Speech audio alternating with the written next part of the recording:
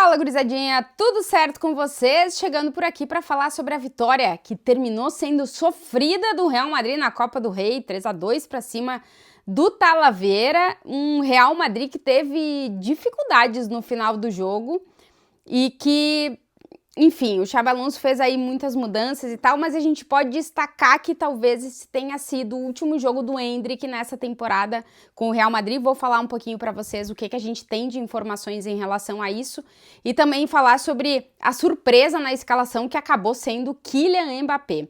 Se vocês estão por aqui e ainda não estão inscritos no canal, se inscrevam para ajudar o canal a crescer, deixa o like e comentários e, claro, que quem quiser ser membro, também existe essa possibilidade de ser membro para ajudar o canal aqui de outra forma. Mas vamos falar sobre a vitória do Real Madrid sobre o Talavera, clube da terceira divisão do futebol espanhol.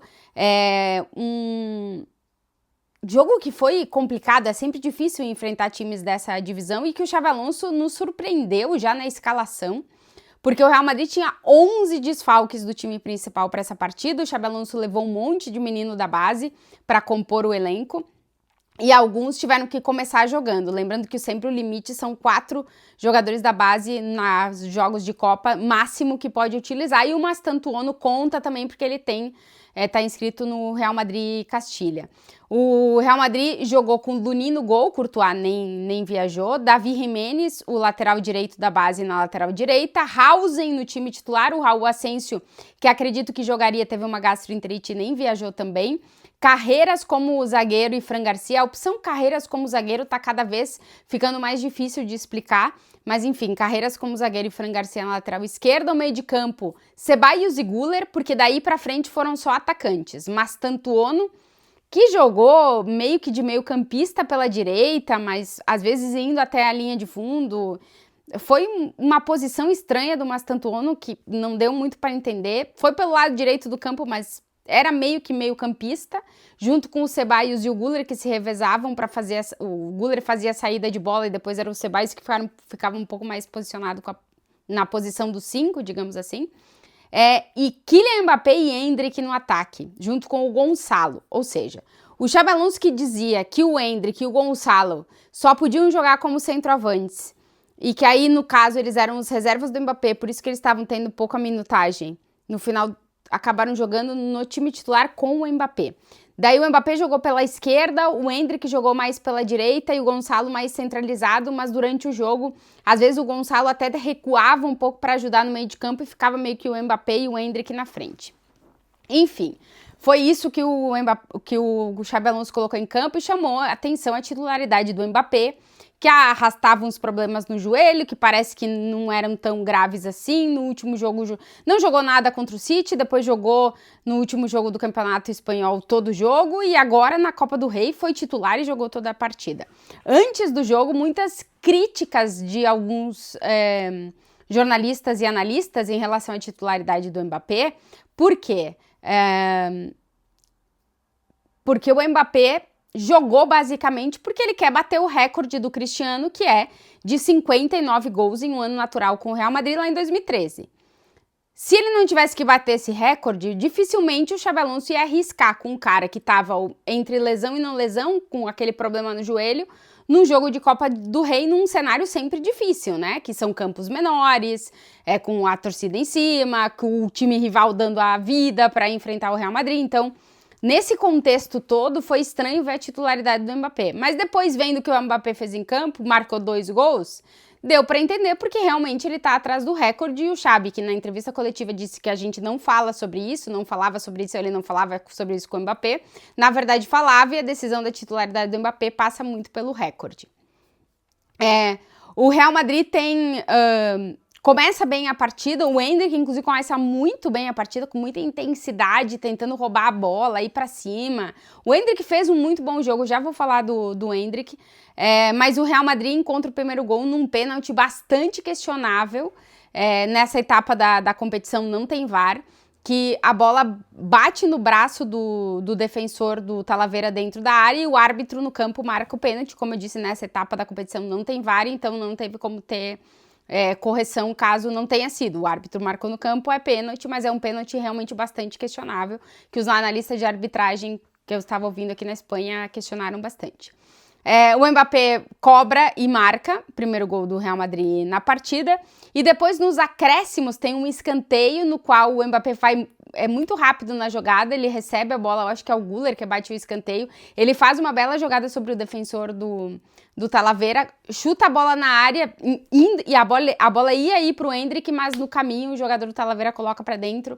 2-0 pro Real Madrid ainda no primeiro tempo. Tem um lance do primeiro tempo que é esquisitíssimo, que eu quero falar porque eu achei esquisitíssimo, que é uma bola que ela tá do lado esquerdo do campo, ela vai em direção ao lado direito, ela vai claramente em direção a sair do campo. E do nada o Mastantuono levanta e pega a bola com a mão dentro do campo. Tipo, dá uma de goleiro, sei lá o que ele fez. Mas foi esquisitíssimo. Esse tipo de lance que a bola ia sair não é punido com amarelo nem nada, mas o Mastantuono meio que desconectou ali do jogo. Eu não entendi o que ele tava fazendo. Achei bizarro, por isso quis falar desse lance aqui. 65 minutos, a primeira substituição, sai o Mastantuono para a entrada do Rodrigo, e aí o Lunin, que estava com a abraçadeira de capitão, vai lá e entrega a abraçadeira de capitão para o Rodrigo. Pela primeira vez com o time principal, o Rodrigo foi o capitão do Real Madrid. Precisamos frisar isso, porque o Rodrigo tá na sequência aí da capitania. Os capitães agora são, tirando o Dani Carvajal, que tá há muito tempo, mas todos os capitães, Valverde, Vinícius e Courtois, são os que chegaram em 2018 no Real Madrid. Portanto, a continuidade da capitania vai para os que chegaram em 2019. O Lunin também chegou por ali, mas ele saiu, voltou e tal, mas o Lunin também tá dentro desse grupo. E o Rodrigo e o Militão são dessa leva seguinte, então eles vão ser a leva seguinte de capitães do Real Madrid, destacar essa primeira capitania do Rodrigo, porque a gente sempre fica feliz quando um brasileiro é capitão. Eu, pelo menos, acho incrível, porque isso mostra, ainda mais no Real Madrid, que a capitania é questão de tempo, o quanto o jogador teve que batalhar para jogar, para ter partidas, para continuar no clube. Acho interessante e acho legal a gente valorizar a primeira capitania do Rodrigo como capitão do Real Madrid, né? Levando a braçadeira de capitão. O Real Madrid continua, parece que o jogo vai ficar tranquilo aí nesse 2-0, né? O Real Madrid vai elevando.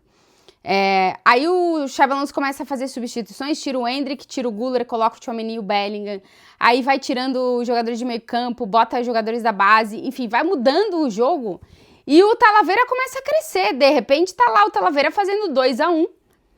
E aí, aos 87 de jogo, o Mbappé acerta um outro baita chute e o goleiro espalma pra dentro, né? Daquelas coisas que talvez outro goleiro defendesse, mas o goleiro Talavera fez o melhor que ele podia, mas ele acabou espalmando pra dentro, então 3-1 pro Real Madrid. E aí, no final do jogo, o Talavera vai lá e faz o 3-2 e dos 95 minutos, nos acréscimos, tem uma baita de uma defesa do Lunin, que salva o Real Madrid do 3-3 de ter que levar o jogo para prorrogação em pênalti. Assim, o sistema defensivo do Real Madrid é realmente um problema.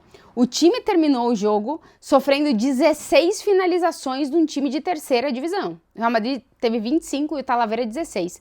No gol, o Real Madrid finalizou 9 vezes e o Talavera 5. Se não tá o Mbappé em campo, né, para marcar os gols necessários, a sensação que deixa é que o Real Madrid vai sofrer vários gols, independente da qualidade do adversário, assim. O sistema defensivo do Real Madrid hoje é um problema. É um problema. Jogadores não solucionam. A ausência do Militão, para mim, vai ser sentida até a volta do Militão, porque era o melhor zagueiro do Real Madrid. O Rüdiger nem foi hoje pro jogo, como o Valverde e Courtois hoje foi poupado, porque também arrasta problemas musculares.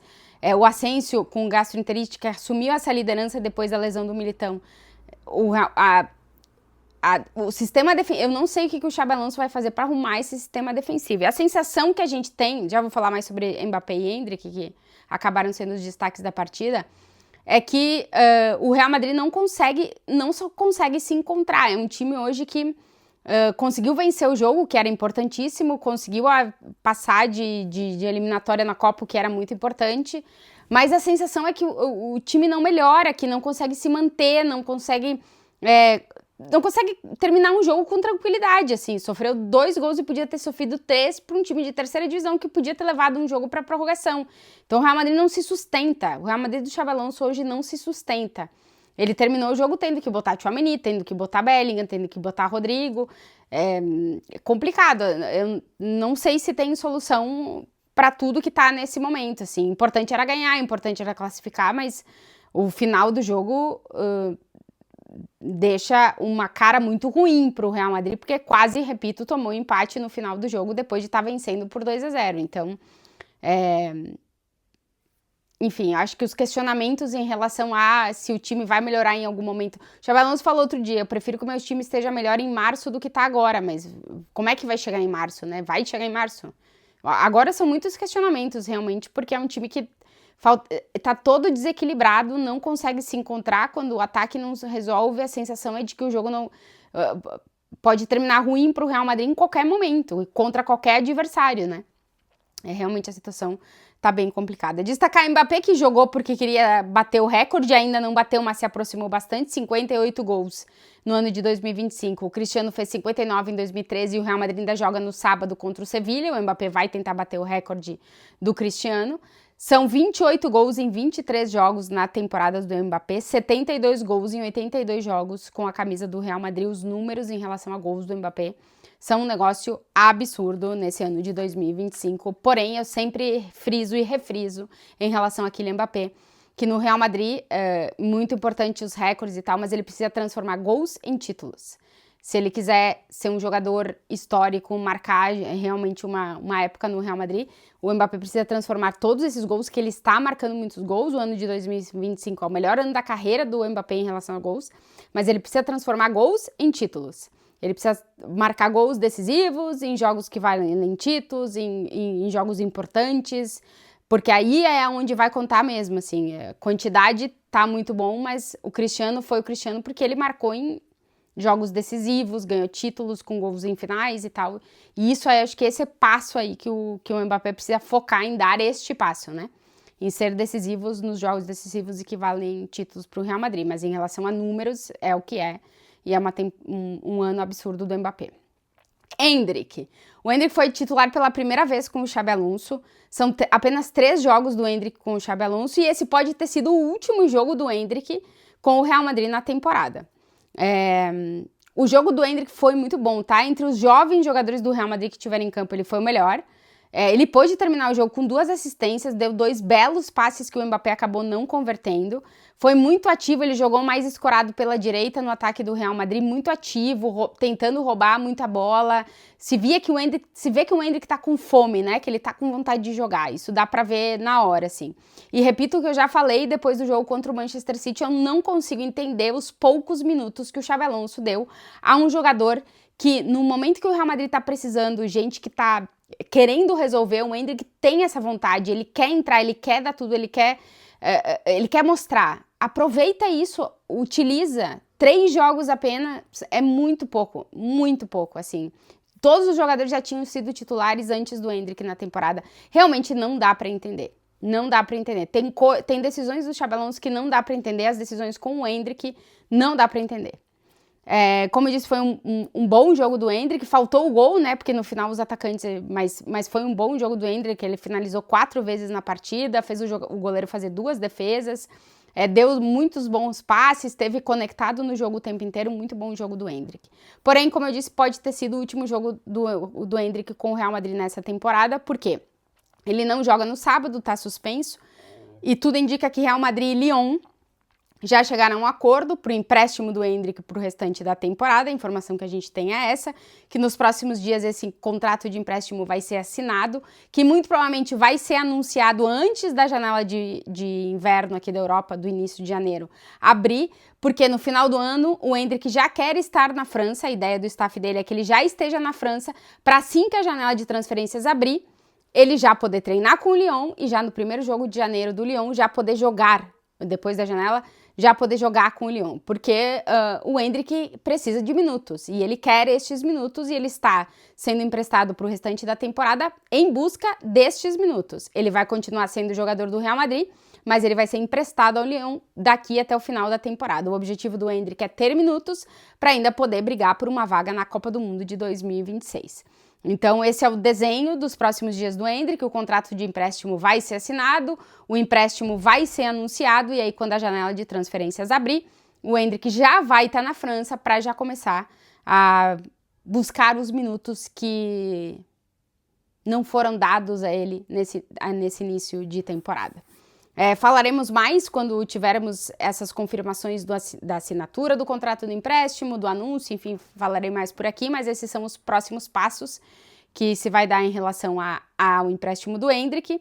E sobre o Real Madrid, tem jogo no sábado contra o Sevilla, o último do ano no Bernabéu. Vamos ver como é que o Bernabéu vai receber um time que ainda nos deixa muitas e muitas dúvidas do que vai poder fazer na temporada, e vamos ver também como é que fica a situação do Xabi Alonso, porque o time tá nos últimos jogos entregando resultado, mas ainda não tá entregando futebol, não tá entregando algo mais, né, que faça com que se acredite que esse time possa competir na temporada. Vamos ver como é que vai ser o jogo contra o Sevilla no sábado, e claro que eu vou trazer informações aqui para vocês.